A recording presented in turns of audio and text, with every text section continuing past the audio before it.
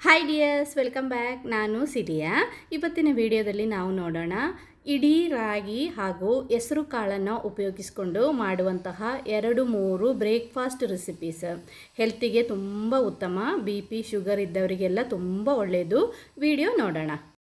First recipe, ಈ ಥರ ಒಂದು ಬೌಲ್ ತಗೋಬೇಕು. ಅದಕ್ಕೆ ನಾವು ಇಡೀ ರಾಗಿ, ಈ ಎಲ್ಲ ರೆಸಿಪೀಸ್ ನಾವು ಇಡೀ ರಾಗಿಯಲ್ಲೇ ಮಾಡೋದು. ನೋಡಿ, ಈ ಥರ 1 ಕಪ್ ಅಳತೆಗೆ ಇಡೀ ರಾಗಿನ ನಾವು ತಗೊಂಡಿದ್ದೀವಿ. ಅದೇ ರೀತಿ ಆ ಕಪ್ಪಿಗೆ ಅರ್ಧ ಕಪ್ಪು ಅಳತೆಗೆ ಹೆಸರು ಕಾಳು. ನೋಡಿ, ಅರ್ಧ ಕಪ್ ಅಳತೆಯಷ್ಟು ಹೆಸರು ಕಾಳನ್ನು ತಗೊಂಡಿದ್ದೀನಿ. ಇಡೀ ರಾಗಿ 1 ಕಪ್ಪು ಮತ್ತು ಅರ್ಧ ಕಪ್ ಹೆಸರು ಕಾಳು. ಇನ್ನು ನಾವು ಇದಕ್ಕೆ ಸೇರಿಸೋದು 1/4 ಕಪ್ ಉದ್ದಿನಬೇಳೆ. ನೋಡಿ, ರಾಗಿ, ಹೆಸರು ಕಾಳು, ಉದ್ದಿನಬೇಳೆ. ಇನ್ನು ಇದಕ್ಕೆ ಹಾಕೋದು 1 ಫುಲ್ ಚಮಚ ಮೆಂತೆ ಕಾಳು. ನೋಡಿ, 1 ಫುಲ್ ಚಮಚ ಮೆಂತೆ ಕಾಳನ್ನು ಇದಕ್ಕೆ ಹಾಕಿದ್ದೀನಿ.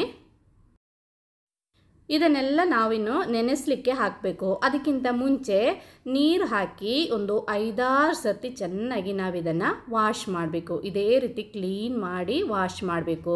ಯಾಕಂದರೆ ರಾಗಿಯಲ್ಲಿ ಎಲ್ಲ ಸ್ವಲ್ಪ ಧೂಳೆಲ್ಲ ಇರುತ್ತೆ. ನೋಡಿ, ಅದಕ್ಕೋಸ್ಕರ 5-6 ಸರ್ತಿ ವಾಶ್ ಮಾಡಿ ನಾವಿದನ್ನು 3-4 ಗಂಟೆ ನೆನೆಸಲಿಕ್ಕೆ ಹಾಕಬೇಕು.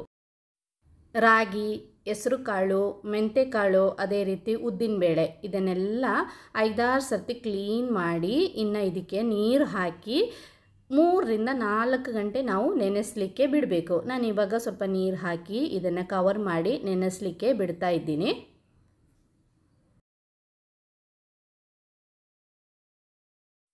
ನಾನಿವಾಗ ಇದನ್ನೆಲ್ಲ ಒಂದು 4 ಗಂಟೆ ನೆನೆಸಿದ್ದೀನಿ. ನೋಡಿ, ಚೆನ್ನಾಗಿ ನೆಂದಿದೆ.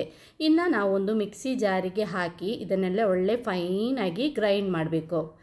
ನೋಡಿ, ರಾಗಿ, ಹೆಸರು ಕಾಳು, ಮೆಂತೆಕಾಳು ಇದೆಲ್ಲ ನಮ್ಮ ಶರೀರಕ್ಕೆ ಒಳ್ಳೆ ತಂಪು ನೀಡುತ್ತೆ. ಅದೇ ರೀತಿ ಈ ಬೇಸಿಗೆಯಲ್ಲಿ ಈ ಥರ ಬ್ರೇಕ್ಫಾಸ್ಟ್ ಅಥವಾ ಇದನ್ನು ನಾವು ಡಿನ್ನರ್ ಆಗಿ ಸಹ ಉಪಯೋಗಿಸ್ಬೋದು. ಇದೆಲ್ಲ ನಮ್ಮ ಹೆಲ್ತಿಗೆ ತುಂಬ ಒಳ್ಳೆಯದು. ಶುಗರ್, BP ಎಲ್ಲ ಕಂಟ್ರೋಲ್ ಆಗಲಿಕ್ಕೆ ತುಂಬ ಉತ್ತಮ ಆಹಾರ ಇದು. ಎಲ್ಲರೂ ಒಂದು ಸರ್ತಿ ಟ್ರೈ ಮಾಡಿ ನೋಡಿ. ನನ್ನ ಈ ವಿಡಿಯೋ ನೋಡ್ತಾ ಇದ್ದಂಗೆ ನಿಮಗೆ ಇಷ್ಟ ಆದರೆ ಪ್ಲೀಸ್ ಲೈಕ್ ಮಾಡಿ.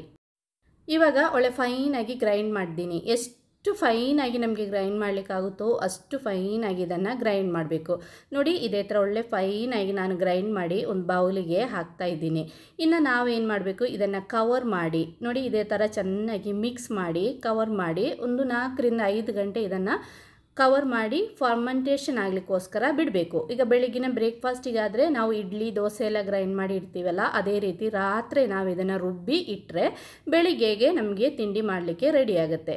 ನಾನಿವಾಗ ರಾತ್ರಿ ಇದನ್ನು ಗ್ರೈಂಡ್ ಮಾಡಿ ಇಡ್ತಾ ಇದ್ದೀನಿ. ಬೆಳಿಗ್ಗೆ ನೋಡಿ ಎಷ್ಟು ಚೆನ್ನಾಗಿ ಉಬ್ಬಿ ಬಂದಿದೆ ಅಂತ. ನಾನು ರಾತ್ರಿ ಇದನ್ನೆಲ್ಲ ಕಡಿದು ಇಟ್ಟಿದ್ದೆ. ಇನ್ನು ನಾವು ರುಚಿಗೆ ತಕ್ಕಷ್ಟು ಉಪ್ಪು ಹಾಕಬೇಕು. ನಾನೊಂದು ಮುಕ್ಕಾಲು ಚಮಚದಷ್ಟು ಉಪ್ಪನ್ನು ಹಾಕಿದ್ದೀನಿ. ಹಾಕಿ ಇದನ್ನು ಮಿಕ್ಸ್ ಮಾಡಬೇಕು. ನೋಡಿ ಎಷ್ಟು ಒಳ್ಳೆ ಉಬ್ಬಿದೆ ಅಂತ. ಅದೇ ರೀತಿ ಟೇಸ್ಟ್ ಕೂಡ ತುಂಬಾ ಚೆನ್ನಾಗಿರುತ್ತೆ. ನಾನು ಹೇಳಿದಲ್ಲ, BP ಶುಗರ್ ಎಲ್ಲ ಇದ್ದವರಿಗೆ ತುಂಬ ಒಳ್ಳೆಯದಿದು. ಇದನ್ನು ಚೆನ್ನಾಗಿ ಮಿಕ್ಸ್ ಮಾಡಿ ನಾವು ಸಾಮಾನ್ಯ ಇಡ್ಲಿ ಯಾವ ರೀತಿ ಮಾಡ್ತೀವೋ ಅದೇ ರೀತಿ ಇಡ್ಲಿ ಪಾತ್ರೆಗೆ ಈ ಹಿಟ್ಟನ್ನು ಹಾಕಿ ಇಡ್ಲಿ ಪಾತ್ರೆಯಲ್ಲಿ ಅಥವಾ ಸ್ಟೀಮರಲ್ಲಿ ನಾವು ಇದನ್ನು ಸ್ಟೀಮ್ ಮಾಡಬೇಕು. ಬ್ರೇಕ್ಫಾಸ್ಟಿಗೆ ಮಾತ್ರ ಅಲ್ಲ, ಡಿನ್ನರಿಗೆ ಸಹ ನಾವು ಇದನ್ನು ಉಪಯೋಗಿಸಬಹುದು. BP, ಕೊಲೆಸ್ಟ್ರಾಲ್, ಅದೇ ರೀತಿ ಶುಗರ್ ಎಲ್ಲ ಕಂಟ್ರೋಲ್ ಆಗಲಿಕ್ಕೆ ತುಂಬ ಒಳ್ಳೆಯದು. ಮೆಂತೆಕಾಳು ಶುಗರ್ ಕಮ್ಮಿ ಆಗಲಿಕ್ಕೆ ತುಂಬ ಒಳ್ಳೆಯದು. ಅದೇ ರೀತಿ ರಾಗಿ ಕೂಡ, ಗೋಧಿಗಿಂತ ರಾಗಿ ತುಂಬ ಉತ್ತಮ ಶುಗರನ್ನು ಕಂಟ್ರೋಲ್ ಮಾಡಲಿಕ್ಕೆ. ಅದೇ ಹಿಟ್ಟು ನಾವಿವಾಗ ಇಡ್ಲಿ ಮಾಡಿದ್ದೀವಿ, ಇಡ್ಲಿ ಬೇಕಂದರೆ ಇಡ್ಲಿ ಮಾಡ್ಬೋದು. ಅದೇ ಹಿಟ್ಟಿಂದ ನಮಗೆ ದೋಸೆ ಸಹ ಮಾಡ್ಬೋದು. ನೋಡಿ, ಇದೇ ರೀತಿ ಒಂದು ಪಾನ್ ಬಿಸಿ ಮಾಡಿ ಅದಕ್ಕೆ ಸ್ವಲ್ಪ ಎಣ್ಣೆ ಹಾಕಿ ನಾನು ಸ್ವಲ್ಪ ನೀರು ಹಾಕಿ, ನಾವಿವಾಗ ತೆಳ್ಳಗೆ ದೋಸೆ ಮಾಡೋದಾದರೆ ಅದಕ್ಕೆ ಪಾನಿಗೆ ಸ್ವಲ್ಪ ನೀರು ಹಾಕಿ ಇದೇ ರೀತಿ ನಾವು ತೆಳ್ಳಗೆ ದೋಸೆನ ಮಾಡ್ಕೋಬೋದು. ಈ ದೋಸೆ ಕೂಡ ತುಂಬ ಟೇಸ್ಟ್ ಇರುತ್ತೆ, ತುಂಬ ಚೆನ್ನಾಗಿರುತ್ತೆ ಇದು. ಇದೇ ರೀತಿ ತೆಳ್ಳಗೆ ಬೇಕಂದರೆ ನಾವು ತೆಳ್ಳಗಿರುವ ದೋಸೆನ ಮಾಡ್ಬೋದು. ಇದೇ ರೀತಿ ಒಯ್ದು ಸ್ವಲ್ಪ ಅದರ ಮೇಲೆ ತುಪ್ಪ ಅಥವಾ ಸ್ವಲ್ಪ ಎಣ್ಣೆ ಅಥವಾ ತುಪ್ಪ ಬೇಡ ಅಂದರೆ ನಿಮಗೆ ಸ್ಕಿಪ್ ಮಾಡ್ಬೋದು. ಬೇಕಂದರೆ ಸ್ವಲ್ಪ ತುಪ್ಪ ಇದರ ಮೇಲ್ಗಡೆಯಿಂದ ಹಾಕಿ ನಾವಿದನ್ನು ಮಗಿಚಿ ಹಾಕಿ ಇನ್ನೊಂದು ಸೈಡು ಸಹ ಒಳ್ಳೆ ಕ್ರಿಸ್ಪಿ ಥರ ದೋಸೆನ ನಮಗೆ ಇದರಿಂದ ಮಾಡ್ಕೋಬೋದು. ನೋಡಿ, ನಾನಿವಾಗ ಒಂದು ಸ್ವಲ್ಪ ತುಪ್ಪ ಹಾಕಿದ್ದೀನಿ. ನೋಡಿ, ಸ್ವಲ್ಪ ತುಪ್ಪ ಹಾಕಿ ಇದನ್ನು ಮಗಚಿ ಹಾಕಿ 2 ಸೈಡು ಒಳ್ಳೆ ಫ್ರೈ ಆಗಿ ಮಾಡಿ ಒಳ್ಳೆ ಕ್ರಿಸ್ಪಿ ಕ್ರಿಸ್ಪಿಯಾಗಿರುವಂತಹ ದೋಸೆನ ಮಾಡ್ತಾಯಿದ್ದೀನಿ. ಇದೇ ರೀತಿ ಸಹ ನಿಮಗೆ ಮಾಡ್ಬೋದು. ಅಥವಾ ನಿಮಗೆ ಇವಾಗ ಕ್ರಿಸ್ಪಿ ದೋಸೆ ಇಷ್ಟ ಇಲ್ಲ ಅಂದರೆ, ಕೆಲವರಿಗೆಲ್ಲ ಸ್ವಲ್ಪ ದಪ್ಪ ದೋಸೆ ಇಷ್ಟ ಆಗುತ್ತೆ ನೋಡಿ, ಅದೇ ರೀತಿ ದೋಸೆನ ನಾವು ಇದರಿಂದ ಮಾಡ್ಬೋದು. ಇದು ಒಂದು ನಮಗೆ ಕ್ರಿಸ್ಪಿಯಾಗಿರಿ ತೆಳ್ಳಗಾಗಿರುವಂತಹ ದೋಸೆ ನಾನೀಗ ಮಾಡಿದ್ದೀನಿ. ಇನ್ನೊಂದು ಸ್ವಲ್ಪ ದಪ್ಪ ಆಗಿರುವ ದೋಸೆನ ನಾನು ನಿಮಗೆ ಮಾಡಿ ತೋರಿಸ್ತೀನಿ. ಅದೇ ರೀತಿ ಸ್ವಲ್ಪ ಎಣ್ಣೆನ ಸವರಿ ಇದಕ್ಕೆ ಇಟ್ಟು 1 ಅಥವಾ 1.5 ಚಮಚ ಹಿಟ್ಟನ್ನು ಹಾಕಿ ಇದನ್ನು ಸ್ಪ್ರೆಡ್ ಮಾಡೋದು ಬೇಡ ನೋಡಿ, ಲೈಟಾಗಿ ಒಂದು ಸ್ಪ್ರೆಡ್ ಮಾಡಿದರೆ ಸಾಕು. ಇದೇ ರೀತಿ ಮಾಡಿ ಇದನ್ನು ಇನ್ನು ಕವರ್ ಮಾಡಬೇಕು ನೋಡಿ. ಇದೇ ಥರ ನಾವು ಮುಚ್ಚಿ ಒಂದು ನಿಮಿಷ ಬಿಟ್ಟರೆ ಸಾಕು ನೋಡಿ. ಒಳ್ಳೆ ದೋಸೆ ನೋಡಿ, ಅಪ್ಪಮ್ಮ ಅಂತೆಲ್ಲ ಹೇಳ್ತೀವಲ್ಲ ಅದೇ ರೀತಿ ಸಹ ನಮಗೆ ಇದನ್ನು ಮಾಡ್ಬೋದು. ಸೇಮ್ ಅದೇ ಹಿಟ್ಟಿಂದ ಇಡ್ಲಿ ದೋಸೆ ಎರಡನ್ನು ಸಹ ನಮಗೆ ಮಾಡ್ಬೋದು. ಇವಾಗ ನಾನಿವಾಗ ಸ್ವಲ್ಪ ದೋಸೆ ಮತ್ತು ಇಡ್ಲಿನ ಮಾಡಿದ್ದೀನಿ, ನಿಮಗೆ ತೋರಿಸ್ತೀನಿ ನೋಡಿ ಇಡ್ಲಿ ಎಷ್ಟು ಚೆನ್ನಾಗಿ ಬಂದಿದೆ ಅಂತ. ಇದೇ ರೀತಿ ಒಂದೇ ಹಿಟ್ಟಿಂದ ನಮಗೆ ಇಡ್ಲಿ ಸಹ ಮಾಡ್ಬೋದು, ಅದೇ ರೀತಿ ದೋಸೆ ಸಹ ಮಾಡ್ಬೋದು. ಚಟ್ನಿ ಜೊತೆ ಸಾಂಬಾರು ಜೊತೆ ಎಲ್ಲ ತುಂಬ ಒಳ್ಳೆಯದಾಗುತ್ತೆ. ಇದು ಎಲ್ಲರೂ ಒಂದು ಸರ್ತಿ ಟ್ರೈ ಮಾಡಿ ನೋಡಿ. ಇದು ನಾವು ಉದ್ದಿನ ಬೇಳೆ ಎಲ್ಲ ಹಾಕಿ ಓವರ್ನೈಟ್ ಫರ್ಮೆಂಟೇಷನ್ ಆದಮೇಲೆ ಮಾಡಿರುವಂತಹ ಇಡ್ಲಿ ದೋಸೆ. ಇವಾಗ ಉದ್ದಿನ ಬೇಳೆ ಎಲ್ಲ ಇಷ್ಟ ಇಲ್ಲದವರಿಗೆ ಇನ್ಸ್ಟೆಂಟಾಗಿ ಮಾಡುವಂತಹ ಇನ್ನೊಂದು ರೆಸಿಪಿನ ತೋರಿಸ್ತೀನಿ. ಈ ಥರ ಒಂದು ಬೌಲ್ ತಗೊಂಡು ಅದಕ್ಕೆ 1 ಕಪ್ಪು ಇಡೀ ರಾಗಿನ ತಗೋಬೇಕು ನೋಡಿ. ಈ ರೆಸಿಪೀಸ್ ಎಲ್ಲ ಇಡೀ ರಾಗಿಯಿಂದಲೇ ನಾವು ಮಾಡೋದು. 1 ಕಪ್ಪು ಇಡೀ ರಾಗಿ, ಅದೇ ರೀತಿ ಅರ್ಧ ಕಪ್ಪು ಹೆಸರು ಕಾಳು ನೋಡಿ, ಅರ್ಧ ಕಪ್ಪು ಹೆಸರು ಕಾಳನ್ನು ಹಾಕಿದ್ದೀನಿ. ಇನ್ನೊಂದು ಸರ್ತಿ ನಾನು ತೋರಿಸ್ತೀನಿ. 1 ಫುಲ್ ಕಪ್ಪು ರಾಗಿ, ಎಡಿ ರಾಗಿ, ಅರ್ಧ ಕಪ್ಪು ಹೆಸರು ಕಾಳು. ಇನ್ನು ಇದಕ್ಕೆ ನಾವು ಹಾಕೋದು ಒಂದು ಅರ್ಧ ಚಮಚದಷ್ಟು ಮೆಂತೆಕಾಳು ನೋಡಿ.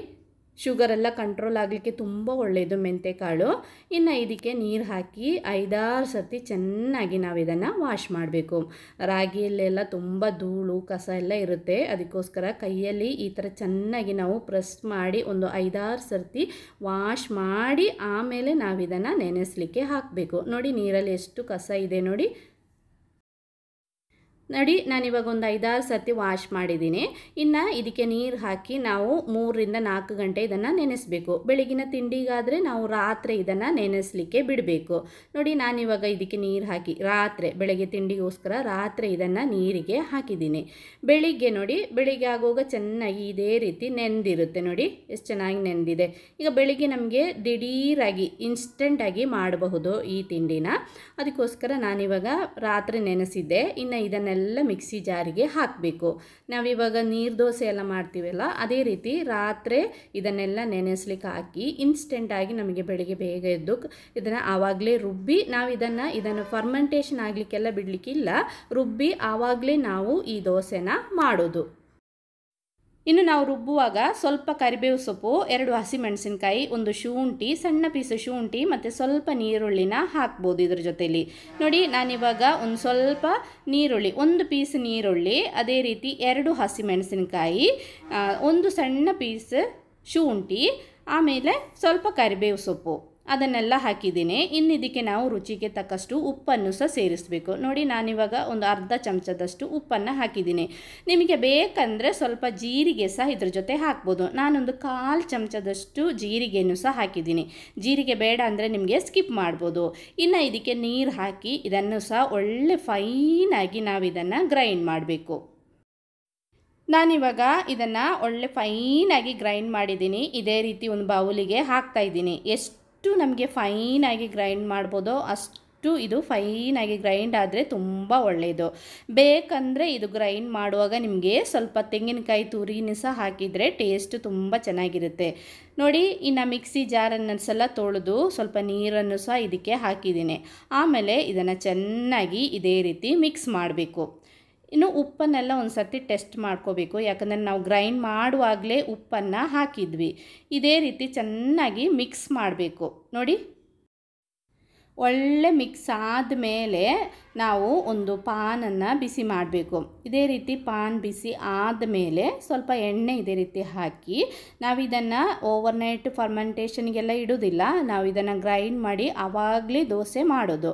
ಪಾನ್ ಚೆನ್ನಾಗಿ ಬಿಸಿ ಆದಮೇಲೆ ನೋಡಿ ನಾವು ಗ್ರೈಂಡ್ ಮಾಡಿ ಇಟ್ಟಿರುವ ಹಿಟ್ಟನ್ನು ಹಾಕಿ ಇದೇ ರೀತಿ ಒಳ್ಳೆ ಸ್ಪ್ರೆಡ್ ಮಾಡಿ ಕ್ರಿಸ್ಪಿಯಾಗಿರುವಂತಹ ದೋಸೆ ನಮಗೆ ಮಾಡ್ಕೋಬೋದು.